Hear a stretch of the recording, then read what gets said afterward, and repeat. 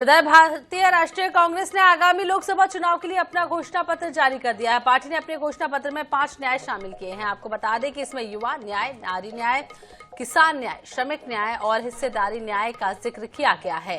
कांग्रेस का कहना है कि हम मिलकर इस अन्याय काल में अंधेरे को दूर करेंगे और भारत के लोगों के लिए एक समृद्ध न्याय से भरे भविष्य का रास्ता बनाएंगे।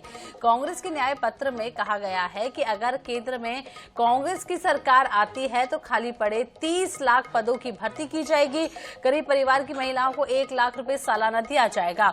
जाति जनगणना होगी और एमएसपी पर कानून बनेगा। घोषणा पत्र में मनरेगा मजदूरी 400 रुपए, जांच एजेंसियों का दुरुपयोग रोकने और पीएमएलए कानून में बदलाव का भी ऐलान किया गया है। तो लोकसभा चुनाव के लिए कांग्रेस ने 48 पेज का घोषणा पत्र जारी कर दिया है।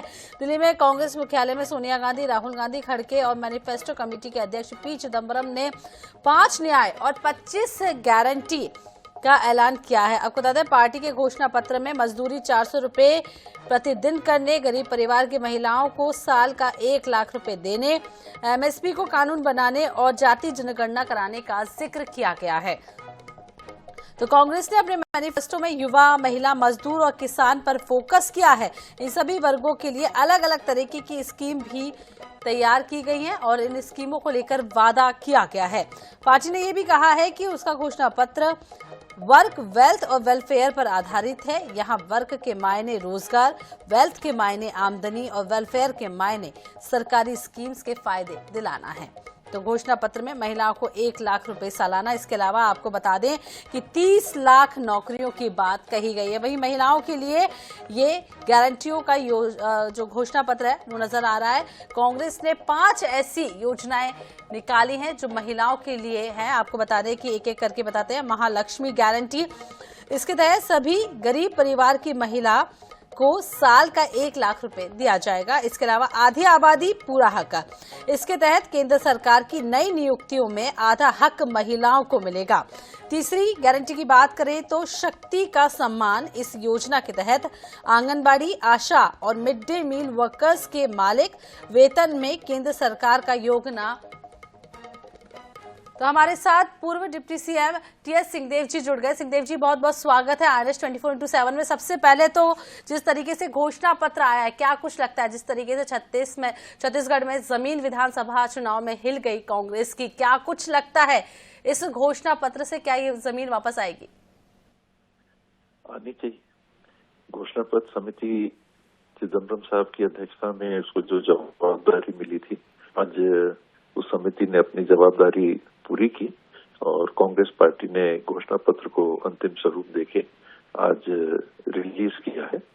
हम लोगों सबके लिए जो इसके सदस्य थे, काफी हम लोगों को मेहनत इसमें करनी पड़ी। काफी लोगों से जानकारी लेके, राहुल जी की यात्रा में लोगों की जानकारियां आई, लाखों लोगों की जानकारियां एकत्रित करके घोषणा पत्र तैयार हुआ है। और हम लोगों को व्यक्तिगत तौर पे, मुझे भी व्यक्तिगत तौर पे बहुत संतोष है। जी, आपको संतोष है। सिंहदेव जी जुड़े रहेंगे। यहाँ पर हमारे साथ पूर्व नेता प्रतिपक्ष धर्मलाल कौशिक जी भी जुड़ गए। कौशिक जी, जिस तरीके से कांग्रेस का घोषणा पत्र आया है, महिलाओं को खास फोकस में रखा गया है, युवाओं का भी ध्यान रखा गया है, क्या कुछ कहेंगे, किस तरीके से देखते हैं इस घोषणा पत्र को आप? हेलो जी कौशिक जी, आवाज पहुंच रही है आप तक मेरी? जी, मैं घोषणा पत्र तो देखा नहीं हूँ जी, लेकिन आप जो बता रहे हैं उसके अनुसार से मैं कह सकता हूँ कि जैसे हाथी का दांत जो दिखाने का अलग होता है, खाने का अलग होता है जी। वास्तविक में कांग्रेस ने पिछले समय जो घोषणा पत्र जारी किया और उस घोषणा पत्र पे लोगों ने विश्वास नहीं किया। छत्तीसगढ़ में हमारे यहाँ जो घोषणा पत्र जारी किया, सरकार आने के बाद भी उसको लागू नहीं किया। इसलिए कांग्रेस के घोषणा पत्र को लोग इसलिए महत्व नहीं देंगे। सरकार बीजेपी की बन रही है, प्रधानमंत्री नरेंद्र मोदी बन रहे हैं और इनके घोषणा पत्र केवल दिखाने के लिए है, जो सरकार में आने के बाद भी जो अमल नहीं कर पाए। ऐसे घोषणा पत्र पर लोगों का विश्वास नहीं होगा, क्योंकि कांग्रेस से लोगों के विश्वास खत्म हो गई है, विश्वास उठ गई है। तो इनका घोषणा पत्र केवल दिखाने के लिए है इस घोषणा पत्र को अमल करने के लायक ये रहेंगे नहीं, और किस बात पर लोग इनके घोषणा पत्र पर विश्वास करेंगे। जी कौशिक जी, जिस तरीके से हम छत्तीसगढ़ की बात करें या मध्य प्रदेश की बात करें, लाडली बहना योजना हो, मेहतारी वंदन योजना हो, इसका असर हमने विधानसभा चुनाव में देखा है। जिस तरीके से अब कांग्रेस के मैनिफेस्टो की बात करें, लोकसभा चुनाव के लिए जो जारी किया है, उसमें बहुत सारी ऐसी योजनाएं हैं जो अब महिलाओं के लिए की गई हैं। तो क्या कुछ लगता है, क्या इससे पलड़ा एक बार बदल सकता है?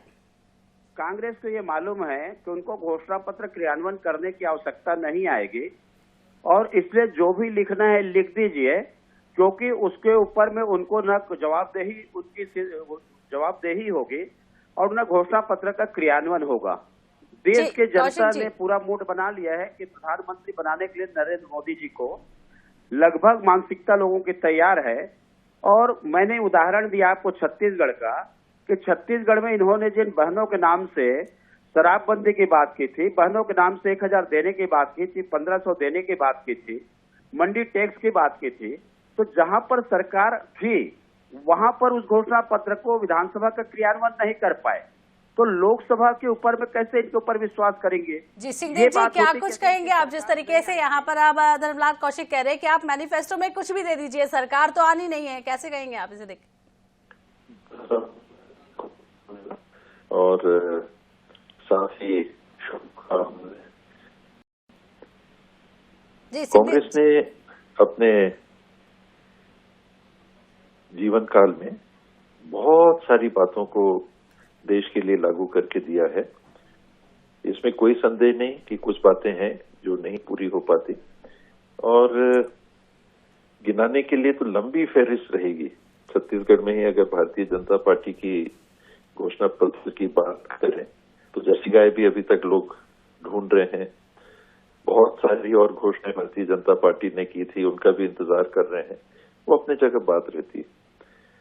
जहां तक पिछले घोषणा पत्र की बात है, 80% मैं समझता हूं कि घोषणा पत्र जो जारी हुआ था उसको लागू किया जा सकता है। कुछ है जो नहीं हो पाई होंगी, धर्मलाल जी उनको याद कर रहे हैं। और सबसे बड़ी कांग्रेस पार्टी के घोषणा पत्र की जीत मैं मानता हूं कि स्वयं भारतीय जनता पार्टी ने व्यक्तिगत तौर पे अपनी पार्टी की राय विपरीत रखते हुए भी उन बातों को अपना लिया जिनके लिए उनका शीर्षस्थ नेतृत्व देश के सामने खुले तौर पे कहता है कि हम ये नहीं करेंगे। कांग्रेस की घोषणा पत्र के उन बिंदुओं को विफल किया। मैं ये मानता हूं कि देश के लिए एक सोच और दिशा देने का काम आज जो घोषणा पत्र है उसने किया है।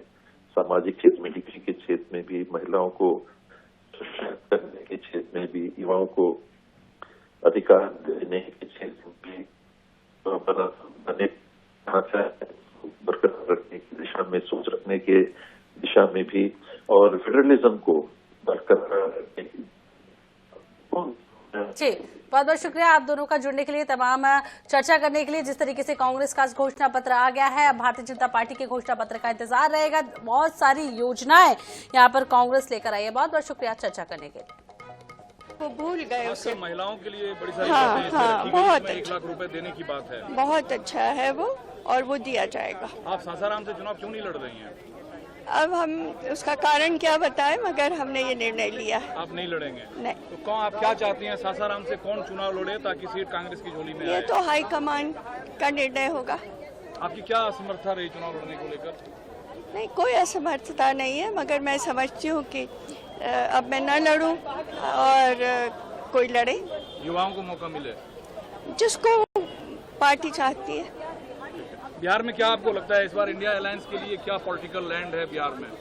बहुत अच्छा रहेगा, बहुत अच्छा वातावरण है।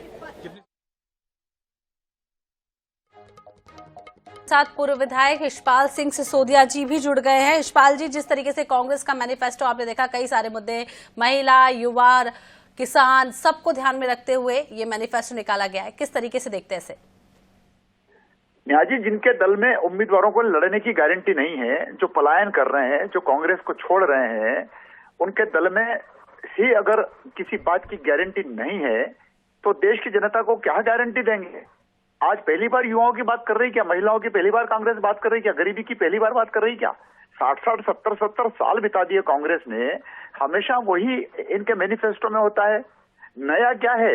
और यदि नया है भी तो मोदी जी के 10 वर्ष के कालखंड में, कार्यकाल में उन्होंने जिस प्रकार से महिलाओं को, किसानों को, युवाओं को जिस प्रकार से आगे बढ़ाते हुए गारंटी दी है, तो ये तो मोदी जी के कामों को की नकल है। और कांग्रेस इसमें विफल होगी, क्योंकि कांग्रेस में न तो नेता है, न नियत है, न नेतृत्व है। जनता भरोसा करे तो भी नेहा जी क्यों करे? क्योंकि उनकी भारत जोड़ो यात्रा का क्या हश्र हुआ, भारत जोड़ो न्याय यात्रा का क्या हश्र हुआ है। लगातार लोग उनकी जिम्मेदारियों से उनके दल में पलायन कर रहे हैं, पल्ला झटक रहे हैं। तो जब दल के लोगों को ही इस बात की गारंटी नहीं है तो जनता को क्या गारंटी देंगे? जी यशपाल जी, क्या कुछ कहेंगे? जिस तरीके से महिलाओं पर बहुत ज्यादा फोकस किया गया है, मध्य प्रदेश की अगर बात करें तो लाडली बहना योजना बहुत सक्सेसफुल एक योजना रही है। उस तरीके से 1 लाख रुपए सालाना देने का वादा अब कांग्रेस कर रही है, क्या इसका असर थोड़ा बहुत भी देखने को मिलेगा?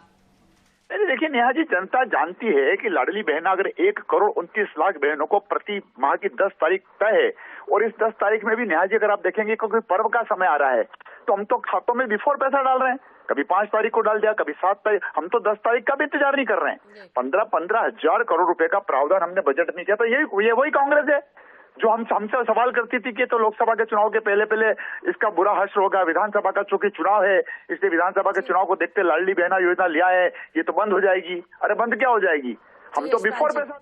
जी आपका बहुत बहुत शुक्रिया तमाम जानकारी हमारे साथ साझा करने के लिए। और आपको बता दें मैनिफेस्टो रिलीज हो गया है कांग्रेस का।